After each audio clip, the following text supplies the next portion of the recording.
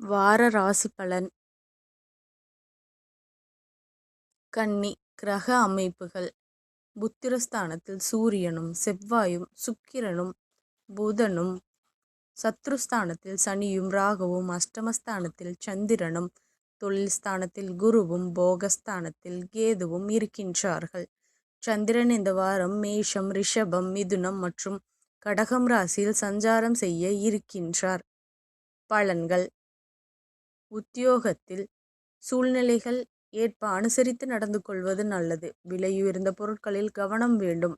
தர்ம காரியங்களில் ஈடுபாடுகள் உண்டாகும். பிரிந்து சென்ற நண்பர்களை சந்தித்து வருத்தம் கொள்வீர்கள். மனதில் புதிய விதமான தேடல் உண்டாகும். உயர் அதிகாரிகள் வழியில் ஒத்துழைப்பு ஏற்படும். எதிர்காலம் சார்ந்த சிந்தனைகள் அதிகரிக்கும். வியாபாரம் தொடர்பான பணிகளில் முன்னேற்றமான சூழ்நிலை ஏற்படும். வெளிநாட்டு தொடர்பான பயணங்களில் இருந்து வந்த தடைகள் விலகும்.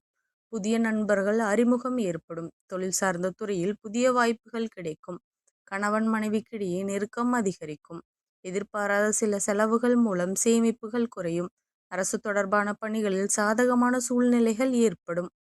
இந்த வாரம் கிரக மாற்றம் தை 15 முதல் 29 புதன் மகர ராசியிலிருந்து கும்பராசிக்கு பயிற்சி அடைகின்றார். வழிபாடு. மகாலட்சுமியை வழிபாடு செய்து வர சுபகாரியம் கைகூடும். நன்றி கலந்த வாழ்த்துக்கள். சேனலை சப்ஸ்கிரைப் பண்ணிக்கோங்க.